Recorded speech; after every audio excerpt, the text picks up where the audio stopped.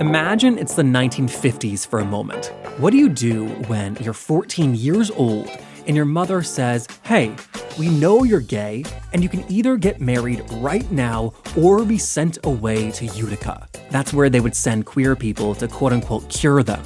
So what do you choose? Well, if you're Magora Kennedy, you're smart and you pick a third option. What she did was lie about her age using a forged baptismal certificate. Then she took the entrance exam for the US Air Force, passed, and the very next day found herself in Waco, Texas, where at 14 years old, she began training for the Air Force. She was free, at least for a moment. As you can guess, things didn't quite go as planned. Like Magora, her mother was a very determined woman. She soon tracked her down, took her back to New York State, and Magora did get married, but she also proceeded to live a life that, on top of raising 5 children, included being a part of the Black Panthers, being at Stonewall the night of the uprising, and also eventually going back to school to become a reverend. So the now 83-year-old Reverend Kennedy joins us on LGBTQ&A today. I'm Jeffrey Masters. Let's hear it.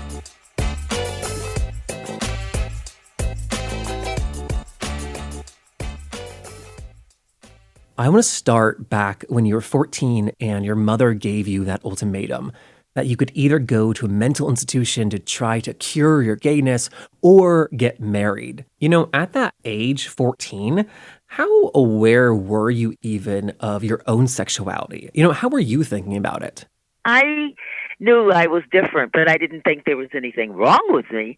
I was always able to go to my mother and talk to her about my little fantasies about my girlfriends and whatnot. She never changed the expression on her face. You know, like to this day, I always watch people in their expressions. She never said it was right. She never said it was wrong. Nothing came about until rumors started going around town about me and the girls. And my mother was mortified. I mean, she was just, she was just so angry that she just insisted I was going to get married, and this would be the way to cure this, as she called it, obsession. I mean, 14 is such a shockingly young age to get married to, like, us now. I mean, did it feel that way back then? Well, back in those days, let's face it, parents always had to say so over their children. Which is one of the things that I'm so happy about in today's time. Back in those days, parents really had to say so over their children. So therefore, my mother signed the papers in Saratoga at 14 years of age. I managed to escape for like 2 weeks.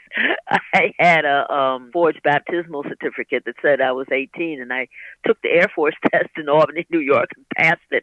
And I really thought I was free because in those days, once you passed the test, they shipped you immediately. So we were all shipped off to Waco, Texas, and I really thought that I was free. Whoa, so you were 14 and had just joined the Air Forces and were in Waco immediately. Yes, we were all shipped to Waco, Texas. And in 2 weeks' time, my mother had private detectives trying to find out where I was at, and that's where they found me. So her whole thing was, we were on the plane on the way back to Albany Airport, and she says, you will get married in June. So the freedom didn't last that long. However, my one-upsman on my mother as we went along was she had a person for me to marry. And I was determined not to marry that person, but I knew that I had to get married. So I had been backwards and forth, like in New York. My grandfather on my father's side lived in New York in Harlem. I had seen this little storefront church. And, of course, I never heard, like, what we call dance music coming out of a church. So that fascinated me, and I would go back and forth to there. And this one particular Sunday when I got in, the elder or the mothers of the church was talking about the fact that he was not married, and if he didn't get married, that, you know, they were going to find another minister because they did not want a single minister being the pastor of their little church. So I told him about what they were thinking because nobody had told him about it. But I told him, and I said the best way you can save your church is we get married, and then you won't lose your church. So he agreed to that, and so I called my mother and told her, "Oh, I'm in love. I'm going to marry a minister." Then, of course, naturally, she was thrilled. And how long were you married to him? Oh, God. Very shortly, because what happened was, I think it was about maybe 3 months to my recollection. Honey, listen, I'm 83 years old, and like a lot of times I have to like really reach back and get it. Literally, he told me like I was his property and I was his wife and I was his property and that I was, too subject to him. Well, long story short, when I came out to him, he was like, oh my goodness, he's going to pray for me and everything that you could think of that was worse. And I was on my way to hell if I didn't repent and so forth and so on. So the thing that really got it was he had slapped me. And of course, I fought him back, and he took a knife and was going to try to cut my face. And that didn't happen. And I threw my arm up. I have a scar on my arm now to protect my face. And I'm screaming for help. Of course, the people heard, what was going on. I ran into the laundromat. And when the police got there, there was this older, now this is one thing I won't forget, this older sergeant on the police force. And he kind of squinted and looked at me. And he said, how old are you? The way kind of like barked it. And so I said, I'm 14, and he said, what? And I told him about, where my mother was and what had happened. We got married and so forth and so on. Long story short, the marriage was annulled, although it was consummated. But by that time, I had so much anger. It was unbelievable. What was your anger directed towards? Really kind of toward my mother. Angry about the fact that my mother, made me get married and the fact that she never said that anything was wrong with me until it started getting around Saratoga about, me chasing the girls. You were born in 1938, I think for like the late 40s, early 50s, knowing that you were attracted to women and not thinking there was anything wrong with you, that surprises me. That stands out, I think. Oh, back in those days, the whole thing was like everybody was threatened with Utica. Utica, upstate New York, is like Bellevue is in New York City. It's a place for mentally insane, and everybody that was gay was threatened with that. I mean, the fellas, a lot of them ran off and joined the service. That's why I ran off and joined, because I always hang with the fellas, So they ran off and joined the service. A lot of them went into the priesthood. My girlfriends, they went into the convent. I mean, everybody had sort of planned out escape routes, but I was the only one that didn't, mine did not go through. So, at what point did you start to find, community in other gay people? I would say, after my children were born, especially my first two, because it was, back and forth between Saratoga and Canada. I hadn't really gone fully, into show business yet, but I could work temp work for New York State Department of Taxation and Finance. What happened was Thursdays would be the day that people would wear a certain color to know who was gay and who wasn't. The guys would either wear white or purple socks, and the women, we had to wear suits and things, and we'd always have a little boutonniere or something on, either purple or white, and everybody knew. So on Thursdays after work, everybody would carpool because the nearest gay bar at that time was in Newburgh, New York. And we used to carpool down to Newburgh, New York, and there was a place in Newburgh called Yesterday's Inn. And that's where we would go, and we'd hang out, go probably till about maybe 7, 8 o'clock, and then make it back, make it back up to Albany, and those of us living in Schenectady and Saratoga, so we get to work the next day.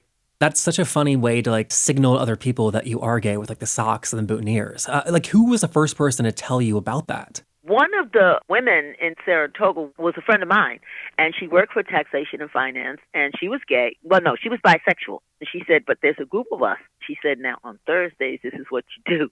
And so it was more or less word of mouth, different people if they wanted to identify, and nobody knew anything except us.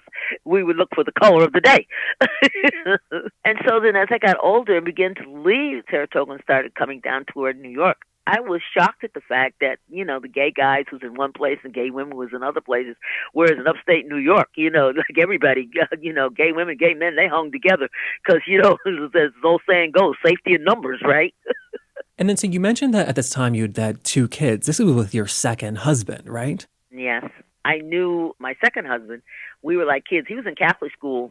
And of course, I was in Protestant school. But we always knew that we were different.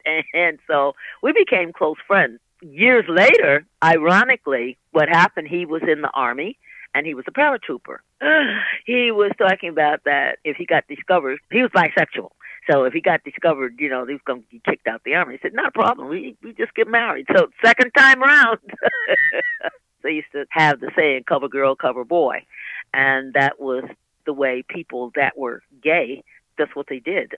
And so you had 5 kids together. I mean, despite you like both being gay and like just like having this like cover spouse, would you consider it like a happy marriage? Well, we were happy, yeah, because my husband for a long time was with his lover, and of course I was with mine, and like we, we were doing all right until I got pregnant with his child. Then after that, he was saying, "Well, we're no longer going to be gay," and he started to dictate about what was going to be, and I was like, "Oh no, no, no, no, this is not, this is not going to work because I am who I am. You are who you are. We're going to make the best of what you call a bad situation, but I'm not changing." By that time, I said, I've gone through too much. Well, the thing was, I'm going shopping, and this guy walked up behind me and tapped me on the shoulder. "You're Eugene Kennedy's wife." And I'm like, yeah. "And who are you?" And he was like, "Well, bitch, I am the other." And I'm like, "Whoa, wait a minute. Who you calling a bitch?" And I just started to almost mopped up the supermarket with him. And I said, "No, I know good and well. It's time for me to get out of here." And when I went back to the house, I packed up my kids, and he wanted to know what was going wrong. And I told him, I said, "The lies that you told." I said, "You went and told that guy that I had forbid you from seeing him." He told me that he was the other wife, and I'm like, "You can have him because I'm out of here. I'm not going through this." Well, his mother didn't know anything about our undercover thing. And so when I went back to Saratoga, his mother told him that I was his wife and I had to do as he said do. She said, "You bring her back here, and if you have to, beat her." Wow. When he came banging on the door, I was living at that time. I was back in Saratoga with my mother and my grandmother, and he came in and he said, "You're going back to Schenectady with me." And I said, "I'm not going anywhere with you." And he snatched me and he slapped me, and I took my grandmother's iron skillet and knocked him across the head and knocked him out. They had taken Saratoga Hospital where he had a concussion, and I said, "My father didn't put his hands on me, and you're not about to, and I'm not going anywhere with you." And I told my mother, "I'm going to do what I know what to do," and that was sing and dance. And because of racism being the way it was in the United States, most of the time I was a singer, dancer, I did MC, I was a comedian in Canada. And I worked usually 6 to 7 months out of the year, whereas here in the United States, I'd be lucky if I could get something for one night. No, because of racism. That's a really big difference. Big difference. And so you had 5 kids at that point? No, there was 4. Bernard was the last, my last child. So did you have to like come out to your kids as gay? Oh yeah, I told them. Yes, listen, I let them know early on. My mother, again, she gets more to, "Oh, my grandsons, what are they going to think?" I said, "Well, I don't care what they think. Thing is, since I'm paying the cost to be the boss and I'm taking care of everybody, and by that time I was taking care of her too. I said, they're going to know from me. They're not going to hear it in the streets like you heard it in the streets about me. They're going to know. If they don't like it, they're going to get their education. When they get 18, there's the door." And that's the way I raised them. Did you know many other gay people with kids back then? Yes, I did, but most of them were in the closet. And like when I was involved in Stonewall, a lot of them, like I lost a lot of friends because they were still in the closet and they were living that double life. And for me, this was over. Stonewall to me was like coming home. By lost friends, you don't mean dying. You just mean like they stopped being friends. Oh, they stopped being friends because they were still in the closet. They were gay women, and they were living that same double life thing. A lot of my friends, their kids, they never understood what it was. They had a lot of aunties. His mommy and auntie, and then there was Uncle so-and-so, Yeah, I just thought this is so confusing. But I wasn't having that with my children. I mean, you brought up Stonewall. That was 1969, and you originally heard about it. You were driving in a car and heard about it on the radio. Yes. So that was a live broadcast. Was it unusual to hear about a police raid on the radio? Well, what had happened by that time, what was happening was, the broadcasters in those days, they had no problem calling people faggots and bulldaggers. And what they said was, a bunch of faggots are raising hell in Greenwich Village. Whoa. That's what came over the radio. And I'm like, what? Wait a minute. This sounds like something I think I want to be involved in. So I was driving my little in the closet friends up to P-Town because that's where, everybody that was in the closet would go for the summer to be with their lovers, especially in the educational field. These were teachers. And so I got them to the nearest town. I gave the taxi driver the money that they had given me, and I said, get them to P-Town. I'm going back to New York. And I did. And I got into the fray on Saturday night. And so you drove down there in your car. There are a ton of people out. There's really small streets. I don't ask dumb questions, but where did you park? Oh my goodness! The streets were when I got back into the city, I must have parked my car way uptown somewhere, and then I think I took the subway. No, I took a bus, and then even by that time they was rerouting the traffic. So I got out of the bus, and when I got out and got down to where Stonewall is, and a long story short, they talk about what's happening with transgenders today. But if it had not been for transgenders and people of color, we wouldn't have a gay rights movement today. I mean, there was so much fighting that night, and the police called in reinforcements. Were you scared for your safety at any point? Well, I'm an original Black Panther. No, I was not. I had been in the Black Panther Party, me and my kids, and so no, I didn't have any fear. All I thought about was hey, we're finally going to have our liberation one way or the other. That's where my head was. Oh, so you learned how to defend yourself? Yes. Mm-hmm. I believe it was the assassination of Martin Luther King Jr. that spurred you to join the Black Panther Party. Is that right? That's correct. I was in the Boston and the New Haven chapter, and a lot of the Panthers and those chapters were nurses, and a couple of them were doctors. And see, so many of those things that happened in the Black Panther Party that they're even doing today. For instance, you have the walk-in clinics. The walk-in clinics was the idea of Fred Hampton, who was assassinated in the Black Panther Party in Chicago. And the thing was that mostly all of the different party leaders had came to Chicago to see what was the working model of the walk-in clinics. Wow. And it was during this time that J. Edgar Hoover was ordering, bring him Black Panthers dead or alive. The things you're working for while in the Black Panther Party, does it feel like we're fighting for the same things to you? What is your assessment on how much progress we have or have not made? Well, things are better than they were, but they still have a long way to go. What I'm concerned about now is that young gay people and transgenders, especially transgenders of color, being thrown out of their home, they committing suicide. These little young people who feel like they have nothing to live for.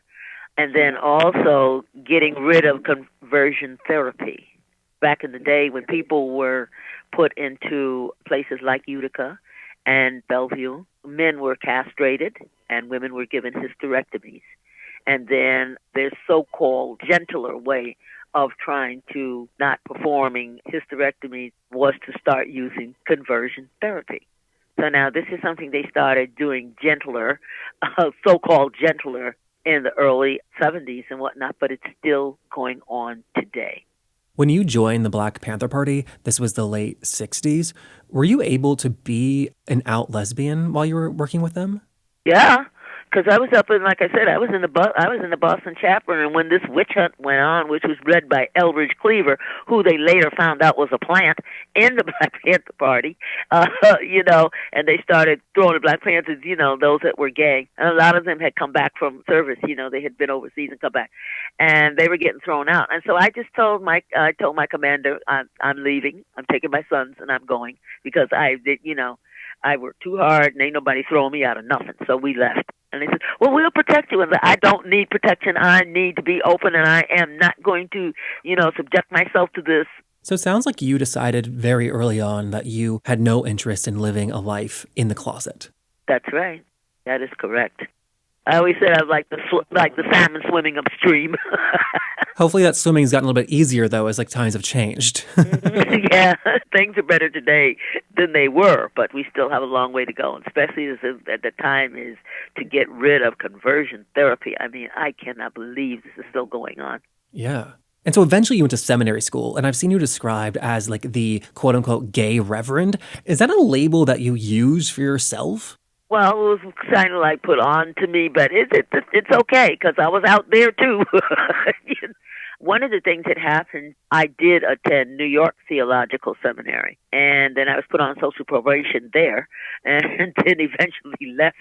They said I asked too many questions, and when I asked the questions, I had proof about some of the things that they were saying that was incorrect. But when you go up against professors and those that are, those are in charge, they put me on social probation, and then finally, I said, look, I don't need social probation.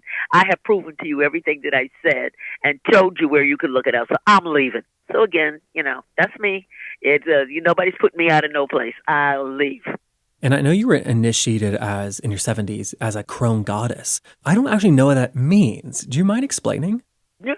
When I went into the temple at that time in New York was Reverend Goddess Charmaine, and she used to have these services in Manhattan, and I started attending and really got to know about the goddess. I mean, I always felt it inwardly, but to really honoring the goddess or the mother.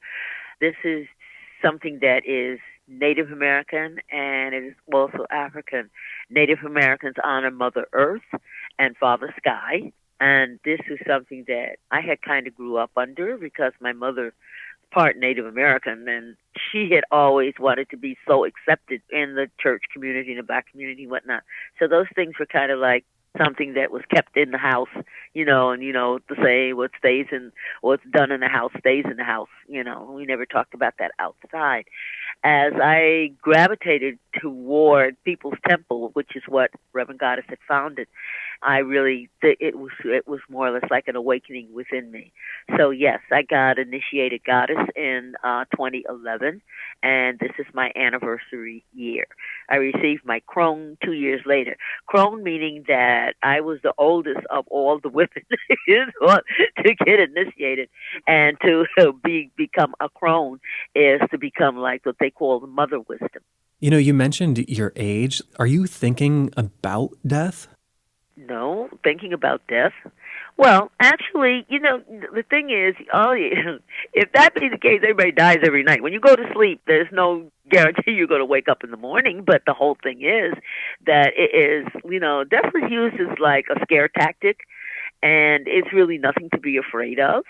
I'm 83 years old. I expect to be around for a time, but if not, it's okay because I've had a good life, and as far as I'm concerned, hey, Yeah, well, thank you so much for taking the time to talk today. This has been fantastic. Well, always, I always tell, this is another thing that I always tell the young people, especially young gay people, is love yourself, live your truth, and laugh in the face of adversity. That way, stay focused on who you are and don't let nobody turn you around. And that was Reverend Kennedy. You can hear more about her story on the PBS documentary called Cured. Cured tells a story of how activists fought back against the, at the time, very mainstream idea that homosexuality was a mental illness, one that needed to be cured. The documentary also features Dr. Charles Silverstein, who was a recent guest on our show. Here's what he had to say about that. There was a period before I got to college where I wanted to change, and I went into therapy for the purpose of changing. Obviously, it didn't work, and it never works, but it was what most people did in those days, to change you into someone who was, quote, normal, meaning heterosexual. All I accomplished is I had the opportunity of going to bed with some nice women who thought I was an appropriate match, but I wasn't. And that was Dr. Charles Silverstein, who is 86 years old. He's also famous for co-writing the book, The Joy of Gay Sex. So if you want to check out that interview, it is in our podcast feed. And the documentary that he and Reverend Kennedy are in is called Cured. Again, it's on PBS. We are brought to you by The Advocate magazine in partnership with GLAAD. I'm Jeffrey Masters. I will see you next week. Bye.